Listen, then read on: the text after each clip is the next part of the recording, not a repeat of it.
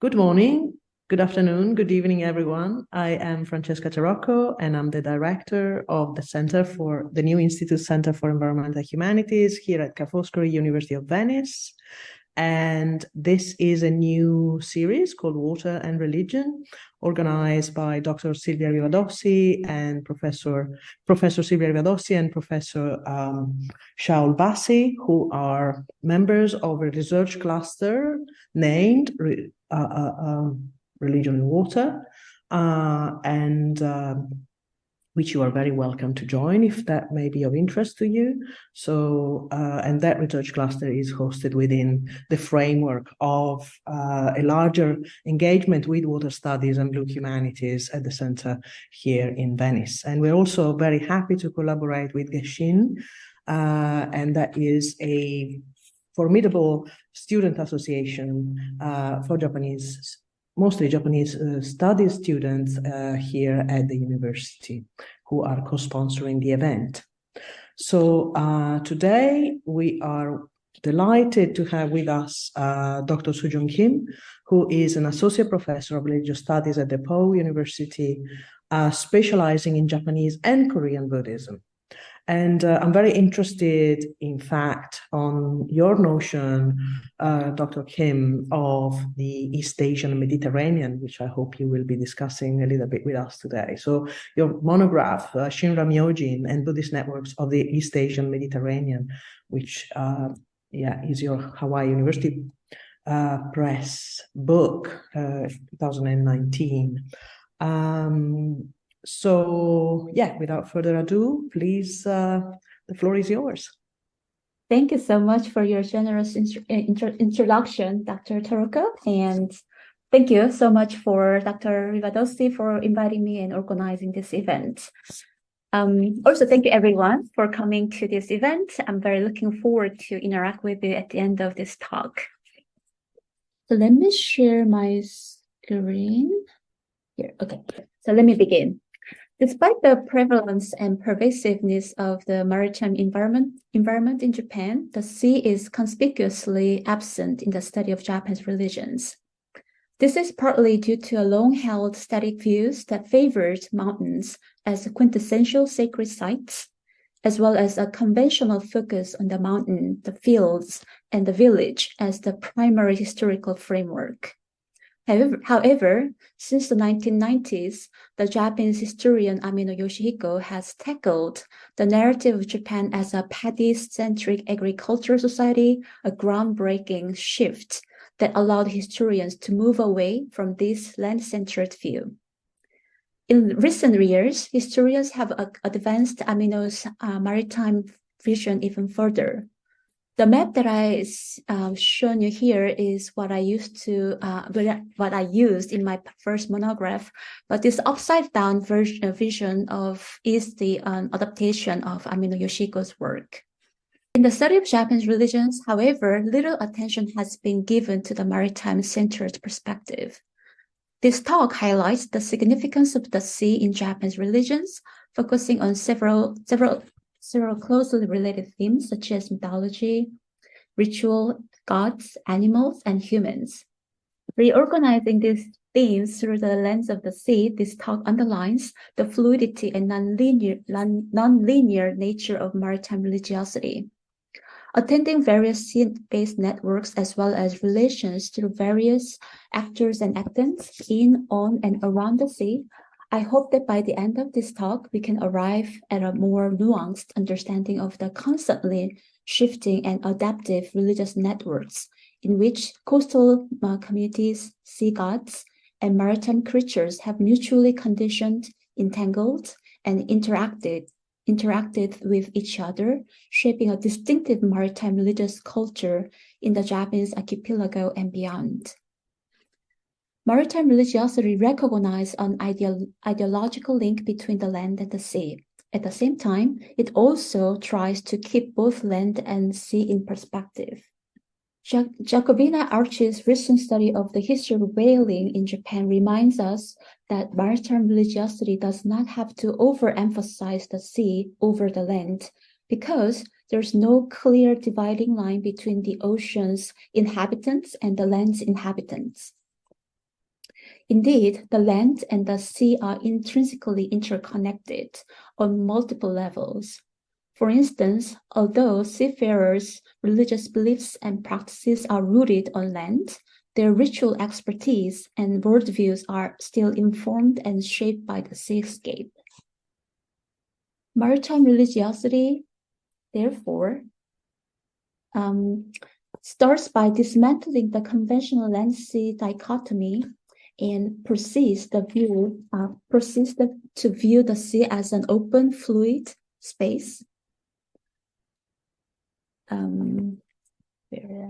Over the land. Maritime religiosity therefore starts by dismantling the conventional land-sea dichotomy and proceeds to view the sea as an open, fluid force, physically and metaphorically, intimately connected with the land.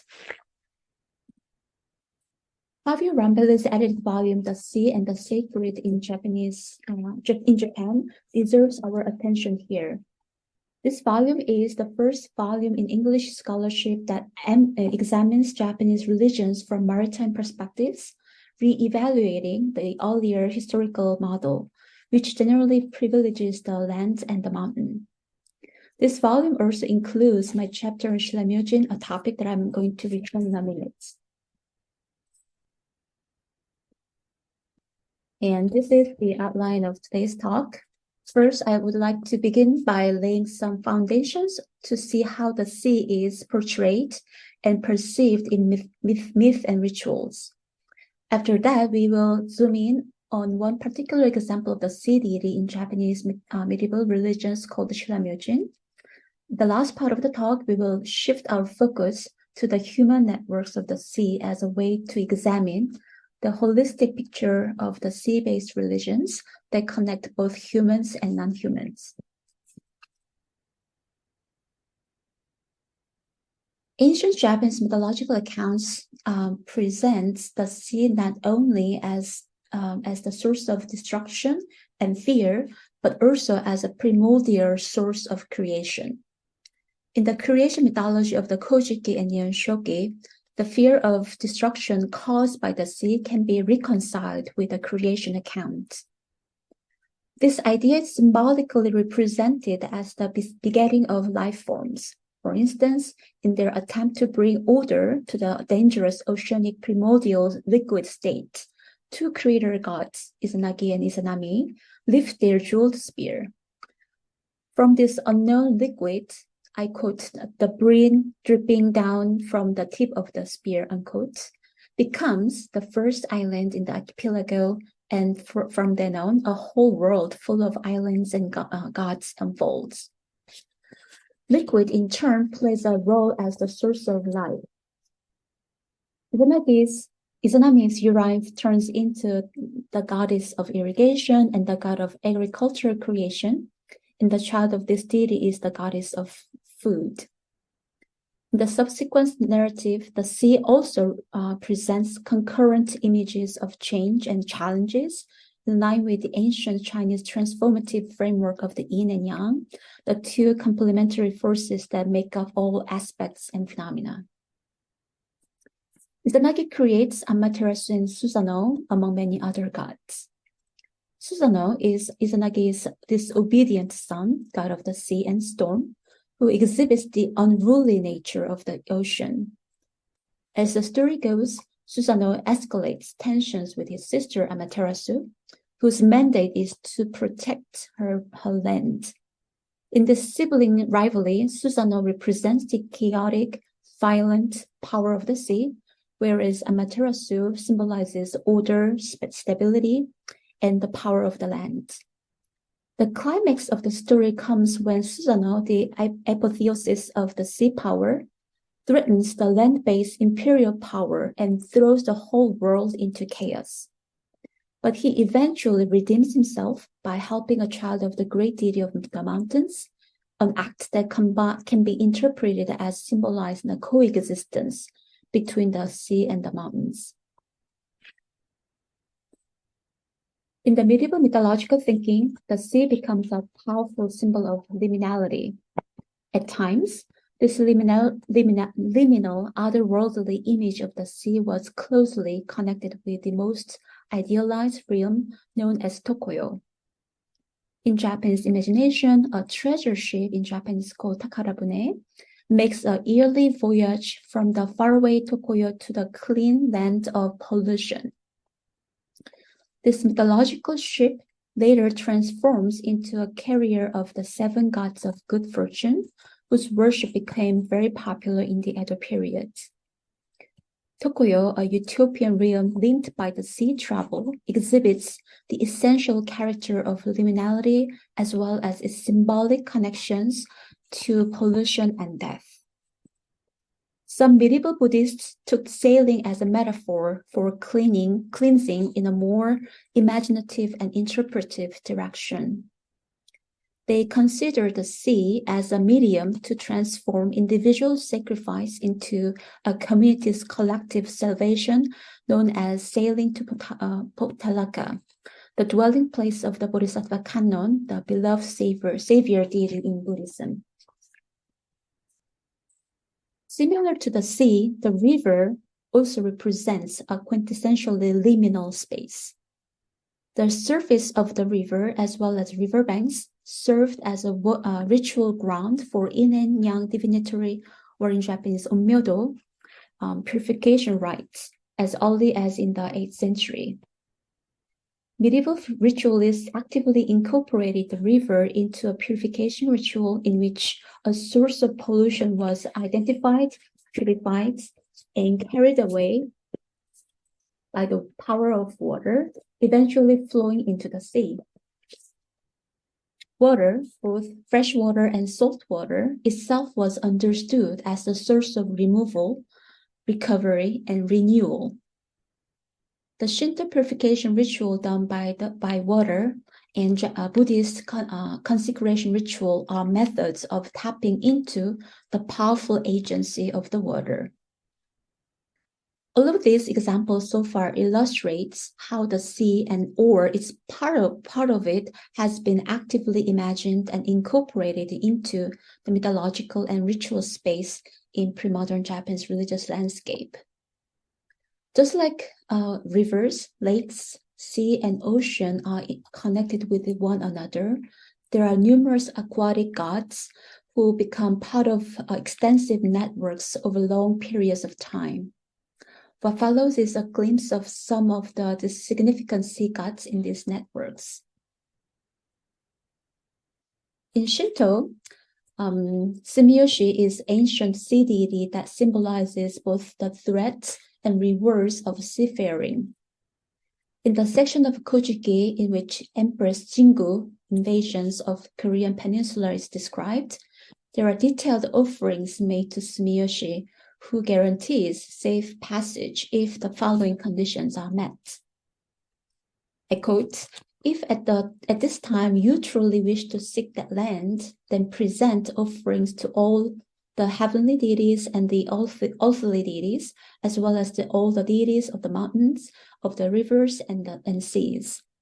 Enshrine your spirits at the top of the ship and put wood ashes into gourd. Make many chopsticks and flat plates and cast all of them out to a float on the ocean, then cross over," unquote. What is interesting here is that for a safe voyage, Sumiyoshi asks for offering to both land deities and water deities.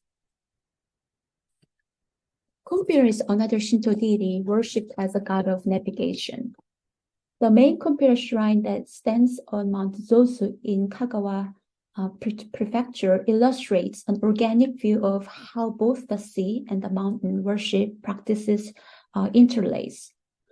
As evidence in the case of Kumbira Shrine on Mount Zosu, the mountains often offered an anchoring point for sea navigators and pre-modern travelers who mostly sailed along the littoral lines and therefore needed to pay dues both to the mountain gods and sea gods. Ebisu is popular sea deity in the littoral regions because the deity assumes a wide range of forms, such as drifting corpses, stones, whales, and sharks. often enshrined in private miniature altars for kami or celebrated by the entire fishing community. Ebisu guarantees good catches due to his role as a functionary deity of fishing. Japanese female divers also recite the name Ebisu before they dive to invoke the god. The worship of Ebisu is very much alive even today in Japan. While these aforementioned gods and creatures are mostly found in the domestic network, Mazu, or Tianhou in Chinese, is a paradigmatic example of a sea god of Chinese origin who formed an extensive transnational maritime network. Historically, Mazu worship thrived along the southeast coastal area in China along the 10th or 11th century, but later spread to most coastal areas in East Asia as well as South and Southeast Asian regions. Japanese worship of Mazu started with Chinese settlements in Kyushu around the 6th and 7th centuries and eventually spread to the eastern side of archipelago. Once the worship was introduced, Mazu quickly underwent a Shintoization process and came to be worshipped in Shinto shrines. From the 18th century, Mazu worship was further localized, and her role as a water deity came to be integrated with Shugendo, which is a form of mountain religion, mountain asceticism. During this time, Mazu's image was centrally located on ships. Throughout the voyage, she was consulted for divination and prayed to by crewmen. While the popularity of Mazu was tempered by the rise of nationalism in the late 18th century, Shinto festivals dedicated to Mazu are still carried out in several regions in Kyushu. Another interesting turn of Mazu's long and convoluted career is her transformation in the Edo period. During that time, Mazu took part of the female goddess network, along with Maria from Christianity and Kannon from the Buddhist tradition. Kannon is traditionally known as a protector of sailors and guarantor of a good haul of fish for fishermen. This Kannon seems to function as the glue linking two different hybrid gods, namely Maria Kannon and Mazu Kannon, forming the transcultural network of goddesses among Maria Kannon-Mazu connection. Now, let me turn to our next theme, which is a more in-depth investigation of one particular maritime god in pre-modern Japanese religion, whose name is Shilla Myojin. So this is my first book monograph that came out in 2019. Among numerous, almost infinite number of gods in Japanese religions, to me, this god Shilla Myojin was very interesting, because it allowed me to go beyond Japanese religions and connect Japan, Korea, and China in a more meaningful way. Let me start with a story. One day in 858 CE, a boat was on the verge of being swept by angry waves in the sea between China and Japan.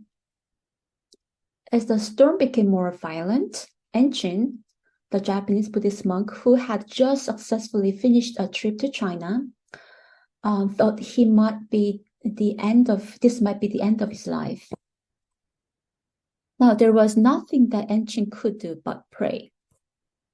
After a while, an old man suddenly appeared in front of Enchin. The old man said, "I'm a deity from Shilla. If you worship me, you will be saved." Enchin agreed to do so. With the deity's protection, Enchin safely arrived in Japan several days after that. Having returned, he began worshipping this deity at a temple that would later be known as Onjoji. And this is basically the translation of this short text coming from the Onjoji Ryuge Engi, which is about 11th century text in Tendai Buddhist tradition. As you may know, Shilla, or Shinra in Japanese, is the name of ancient Korean kingdom. Here. And although the name of the deity immediately alerts us to connections to Korea, the deity was worshipped not in Korea, but in Japan. The Shilla of Shilla Myojin, the deity's name is the Japanese name pronunciation of Shilla, while Myojin is a Japanese designation for a deity provisionally manifesting a human form to aid the ordinary being. The story that I just told you illustrates Shilla Myojin's central role as a god of safe maritime travel. The story is also significant because it became the model for later narratives of Japanese eminent monks in encountering protective deities during their return trips from Tang China. However, the most interesting part of the story is that its depiction of an encounter between a Japanese monk and a Korean deity in the sea between Japan and China. Why did a deity whose name clearly refers to the Korean kingdom of Shilla came to be deified as a protective deity of prominent Japanese Buddhist institution? Sorry for that. To answer this question, my book examines two different and yet related networks. First, the network of Korean immigrants through the network of Shilla shrines and temples, and second, the network of Korean-related deities. By combining these networks from a transcultural perspective, throughout the book, I argue that the worship of Shilla Myojin can be best understood when viewed in the context of the East Asian Mediterranean. So let me explain a little bit more about what I mean by this East Asian Mediterranean. The term is coined by not me, but another scholar, Chinese historian Angela Schuttenhammer. While Schuttenhammer uses the term to explain the economic and socio-cultural interactions in much later periods of the East Asian maritime history, I utilized the concept to understand various religious networks found in China, Korea, and Japan in a much earlier time periods. There is one more layer of the term. The idea of Mediterranean is a conceptual category derived from the theories of the French Annales School historian Fernand Braudel. Braudel views the Mediterranean Sea as a major channel promoting economic and cultural communication among surrounding countries. Braudel further emphasizes the sea as a connecting rather than separating force. Interestingly, for him, the Mediterranean means not only the sea, it also refers to a large geographical region that is connected by the sea. With this shift in thinking, the sea becomes the spatial center as well as the channel through which connections are made and maintained. And this is a very concept that was very relevant to my understanding of Shilla Myojin, locating him in this region that I thought was useful to see the connection between the land and the sea. So it is important to emphasize that my study also departs from the traditional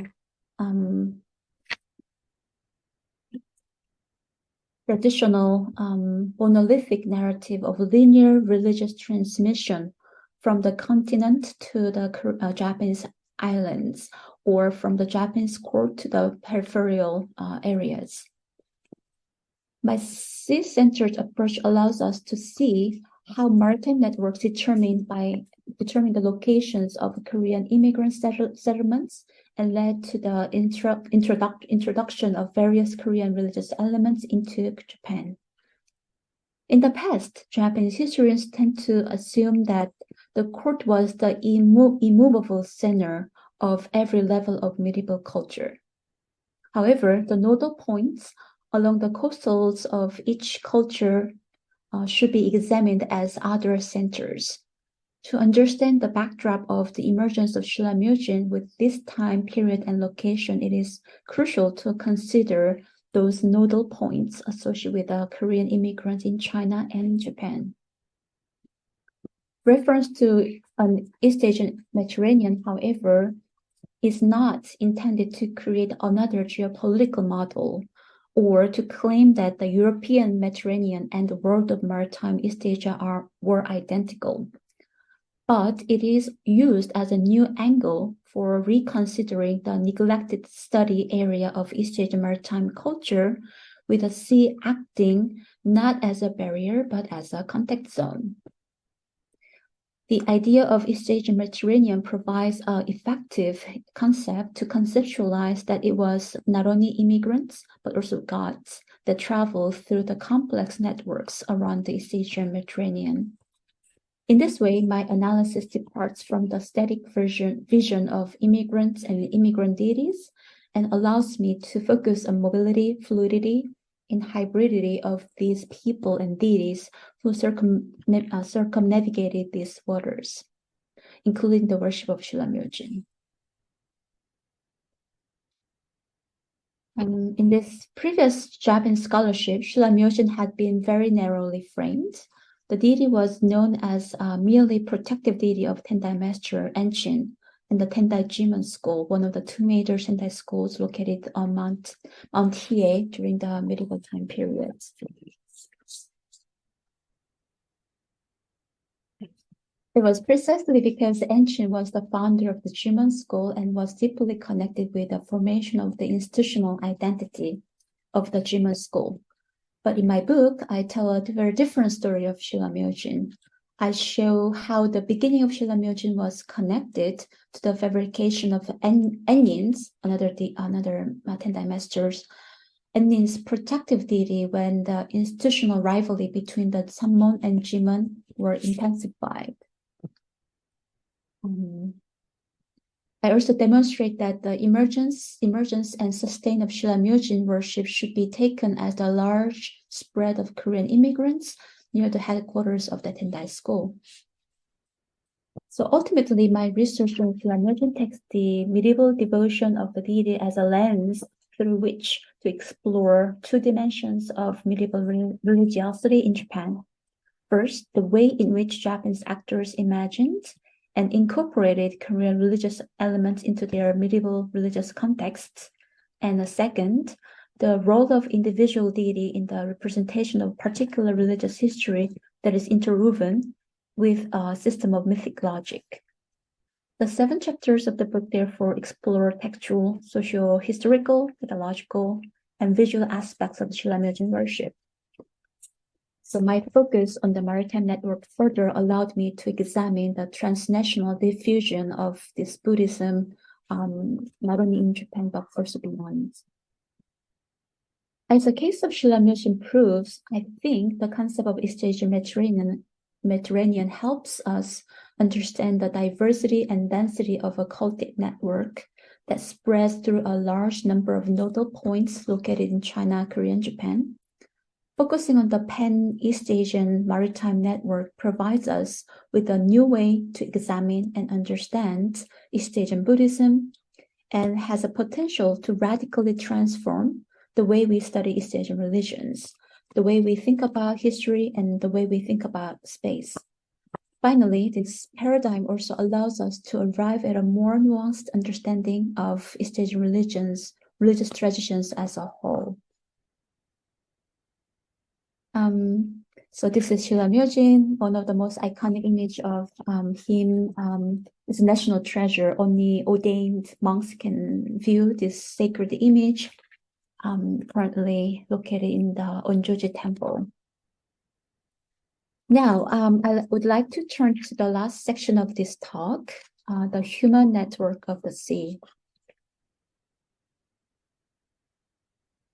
As a space, the sea provides a platform that connected various people on multiple shores.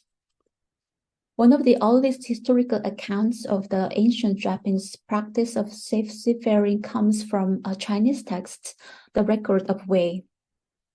According to the account, before a voyage, a person is chosen as a mourner. He then needs to follow a set of taboos, such as no bathing, no combing or washing his clothes. This mourner's inside must be kept pure. He keeps also a vegetarian diet and avoids sexual intercourse.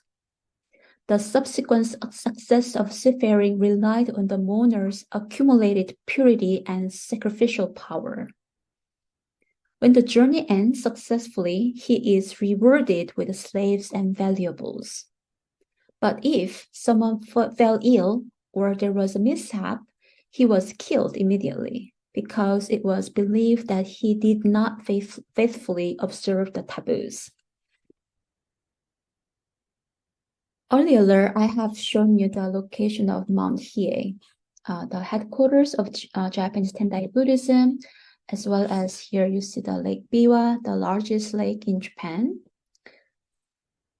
From very early on, Tendai Buddhist intellectuals conceptually connected Lake Biwa to the most sacred ocean. In fact, Buddhist cosmology was central in shaping Japanese cartographic traditions. Maps functioned as a window through which to project a worldview strongly influenced by religious doctrine, and also a visual guide to see how these ideas, in turn, influence self-understanding and self-representation.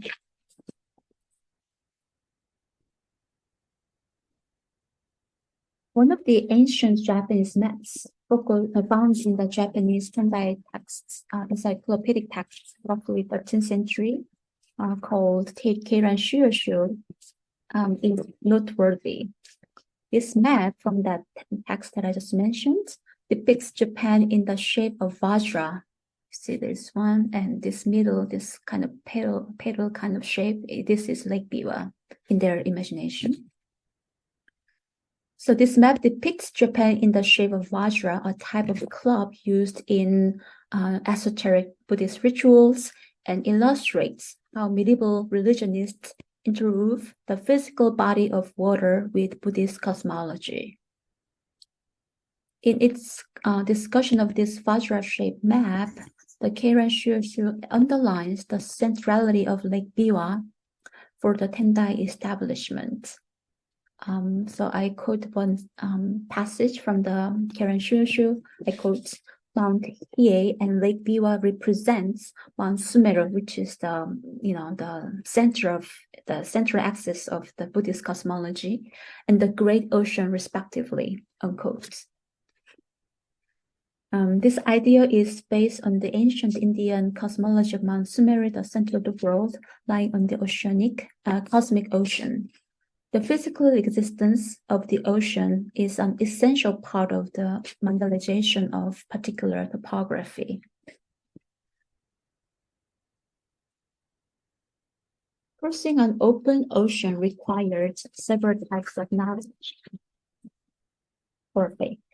On the verge of emergency, in fact, a bricolage of ritual knowledge was applied.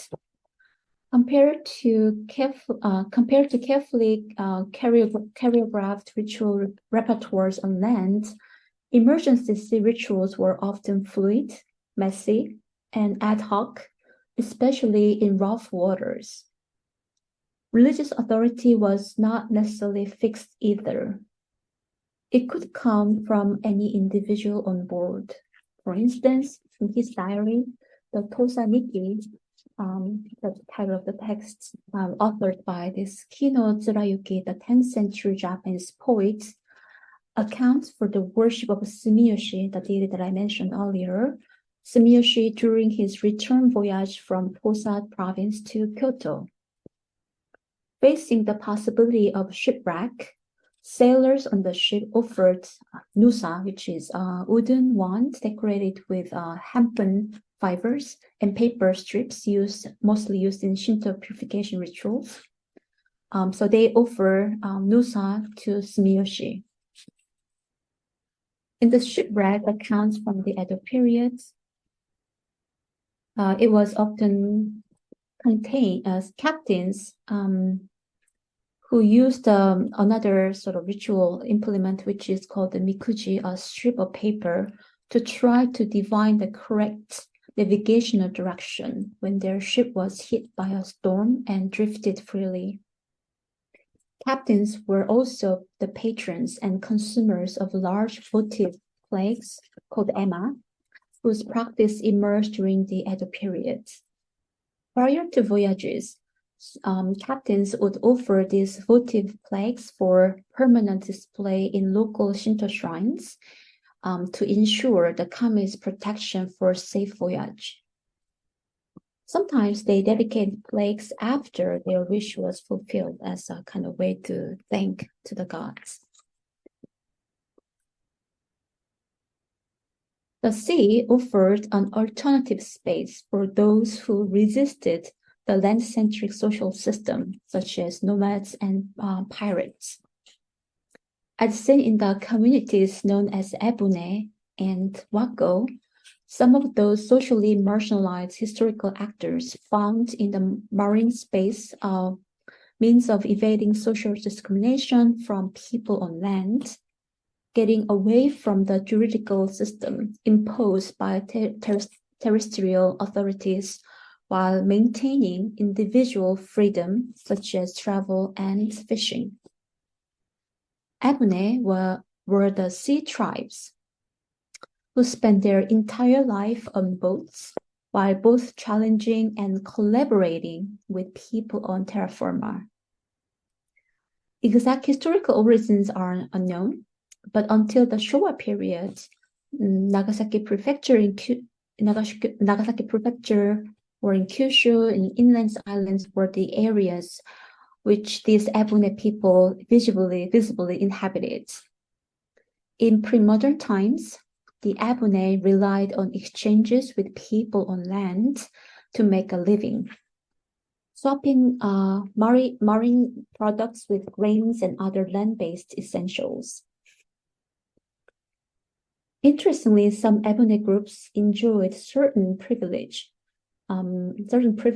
and even claimed their holiness by linking their origin to the emperor or feudal lord. While preliminarily living on the sea, the Ebune also seamlessly oscillated between the sea and the mountain. The Ebune's tie with the land occurred through the observance of religious holidays as well. They returned to the land 2-3 times per year to celebrate the New Year, or Obon, or the Kumpira festivals.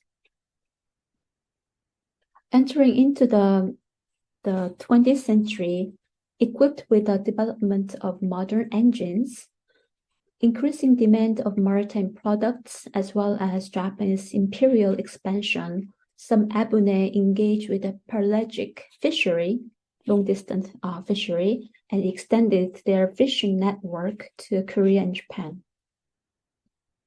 The government policy to promote pelagic fishery in the 1930s was particularly instrumental for some Ebune to settle down in Jeju Island or Busan in Korean Peninsula, broadening the network of the Ebune people beyond the Japanese archipelago. Although conveniently ignored and discriminated by the land dwellers in the greater part of their history, Ebune actively crossed the boundaries between the marine and terrestrial world while benefiting from both. If maritime travel is a form of communication, the Wako were one of those communicators who traveled both domestic and international waters. Although commonly translated as Japanese pirates, the national marker is misleading because of the multi-ethnic and fluid identities of the Wako. In the 16th and 17th centuries, for example, a Wako ship comprised people from China, Korea, Japan, Ryukyu, South Asia, and even Portugal. And these Wako not only raided and traded, but also transmitted cultural and religious practices. They disturbed one shore view of center and peripheries, and truly engaged with the expansive of the ocean more than any other sea people did. There were also a big part of maritime history between Korea and Japan. As a way to deal with this constant problem of wako trading, the Joseon court, which Joseon is the dynasty existing in Korea from 14th century to 20th century, the Joseon court in Korea set up the Japanese house called wakan as an official trading post established in the southern part of Korean peninsula, which is Busan here, from 1408 to 1876. The Tsushima domain played an instrumental role in the everyday life of the Japan house posts in Busan. In the 17th century, Buddhist monks dispatched from Tsushima took care of religious matters for the Japanese inhabitants, and some educated monks acted as scribes to write letters in classical Chinese to communicate with Joseon officials. In 1678, a computer shrine was also built in the Japan House area in Busan as a protecting god for Japanese sailors and travelers.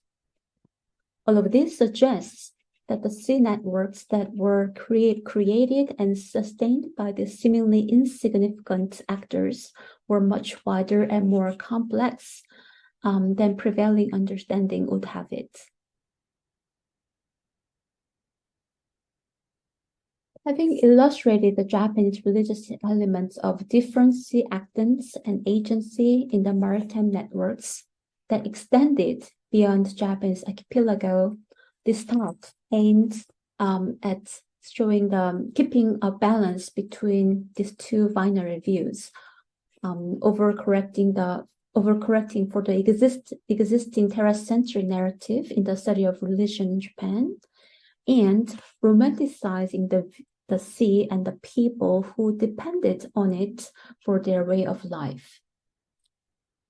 Shifting critical focus toward the maritime would bring about a sea change, as it were, in Japanese historiography, and a more balanced view of various spatial, material, and more than human elements of religious traditions that connect Japan and other parts of maritime Asia.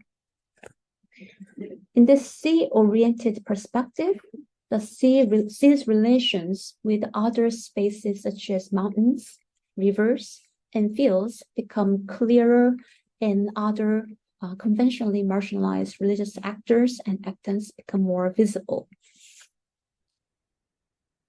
Maritime religiosity is not just reorienting our attention to the religious phenomena around, on maritime space.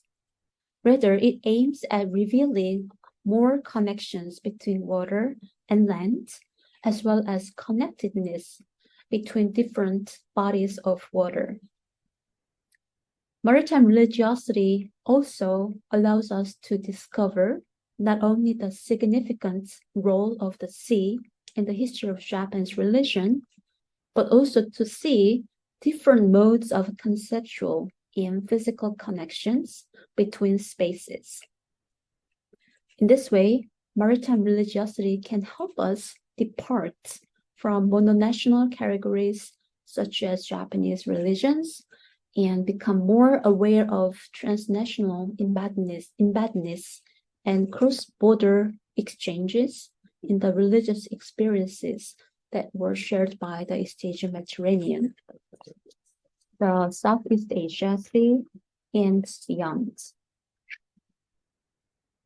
Viewing the sea as a moving and fluid space, the concept of maritime religiosity thus will be able to facilitate new sets of research questions, and ultimately, it can help us reimagine the way in which we see space and history. Thank you so much for your attention. And here's my email address. I'm looking forward to your questions from the floor. But if I don't answer all the questions, then please reach out to me using this email address at any time. Thank you so much. Thank you for a wonderful talk. Very inspiring and really full of ideas, and I think it's really quite as you say, it's a sea change, right? We are doing something really special here. So I have a question on Mazu, obviously. And my question is, if you can tell us a little bit more about the enculturation of the Mazu cult in Japan, and then there's over a long period of time, I guess. And then I was very curious about what you said of this emergence triad almost with Canon and Mary. So I don't know if we can go that way. Right. Yeah, that I think if I remember correctly, Silvia mentioned there's this another scholar coming, right? I think he, as far as I know, he is very interested in Mazu worship as well. So probably I'm not the best person to explain all this convoluted history of goddess Mazu. But as you know, in the southern part of China was the Mazu's birthplace, but it spread so quickly to other parts of maritime network. And what is interesting, I think, what Francesca was picking up is a little bit sort of adaptation or enculturation of this Mazu being paired or kind of almost assimilated with other existing female-looking goddesses such as Maria, right?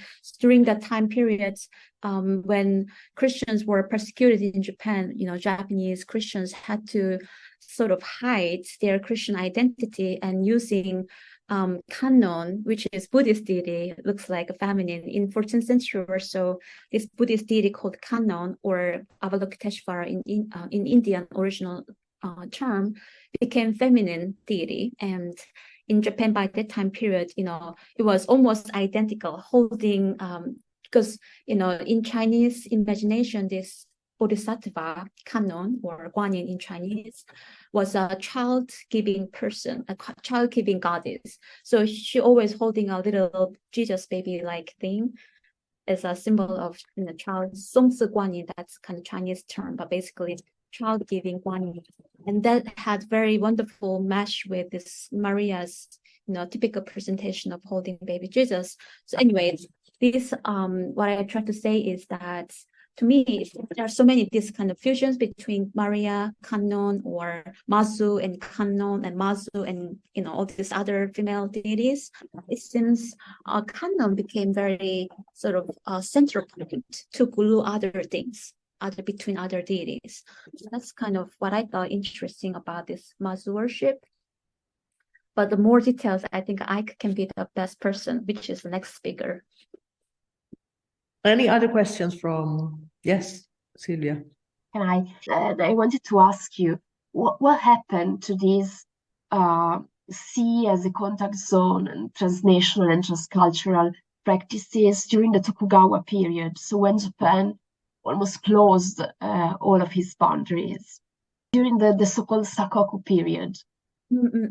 So that's kind of why I like my project, I think, can be useful to rethink about that particular time period. Japan was seen as closed, kind of isolated from the continental interactions. But if you look at more non-conventional sources, such as deities. So basically, my book is kind of try to do many different things, among which is instead of looking at eminent, people or like institutions, looking at deities allow us to see some other unseen actors, historical actors. So my point is, there is such a period that Japan is isolated and closed, and there was no formal way to have any diplomatic exchanges or way to travel. But actually there are quite a bit of examples to show that it was not that, close. So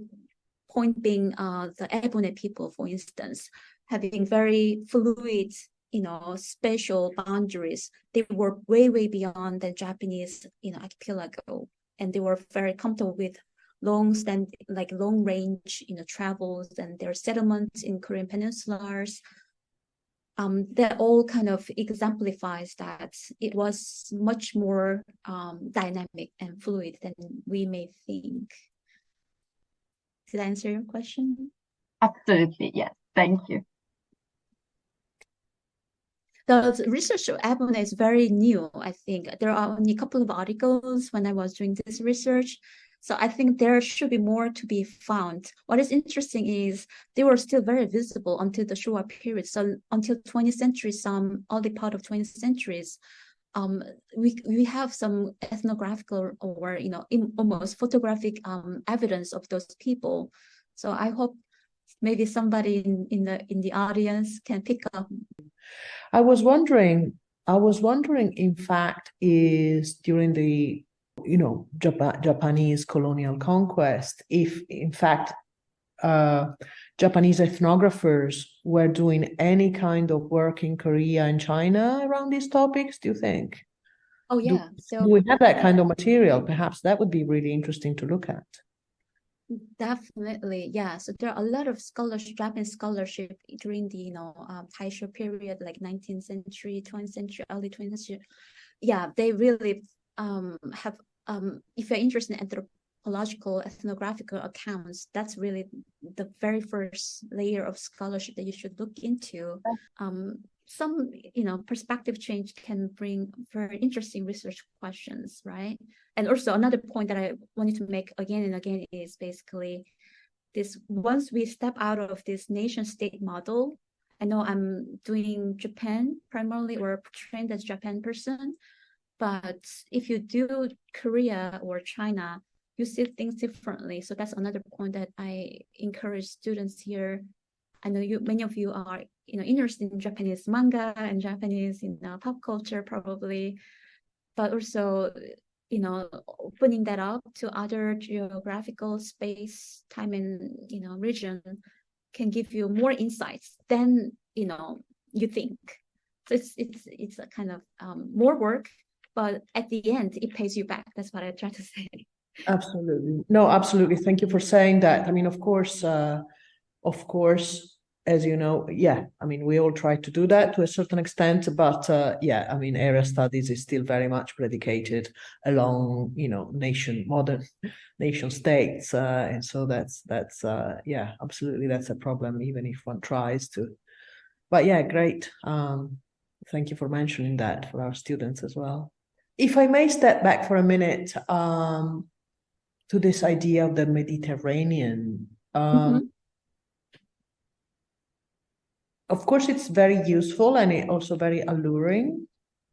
I wonder if you have in your research come across, local terminologies, hinted at anything of the sort, across time in Korea, yes. Japanese or Chinese. Right, very, very good point. Because when I presented this idea of East Asia Mediterranean, two camps, either love it or hate it. But people, I'm not saying you're hating, but a lot of people are curious why you still have to use this European concept to describe East Asian problem. Fair. I kind of hope that I made it clear in my presentation. I'm not saying it's the same, but it's simply inspirational, right? And the problem is because of this rise of nationalism and contention between these different parts of the sea, because sea doesn't have really clear boundary, right? So there's so many disputes over a certain part of the sea, or as you know, how to call the sea is a big problem. Is it Sea of Japan or is it Eastern Sea? So much disputes around that. So as far as I know, there is no native scholarship in Asia, in Korea or Japan that I know of having this term that can be as inclusive as this term that I use. So it's kind of no alternative, therefore probably most viable at this point. But yeah, and again, my point of East Asian Mediterranean is, although the term says Mediterranean, but what is really important is Mediterranean and the lands around. That's relationship between sea and the land. So that's that kind of double meaning, right? Double layer of that term allows me to think this, talk about these two at the same time. So I don't have any alternative yet, I think. But again, the newer generation should come up with something. But Kyushu University recently, I think not so long ago, organized around this idea, East Asian Mediterranean, and how this idea helped us to connect, Japan and the rest of Asia. So I'm saying also East Asia, but it's kind of it's bigger than that too, right? We can also think about sea as a more open, fluid space. So I didn't include Vietnam, Southern Sea, right? But we have to not to be bound by this term, right? But more thinking about the newer way of thinking. And thinking again about terminology, I mean, in the English language, of course, there's so much work about empire and, voyages and all of that. A lot of that work now is being challenged.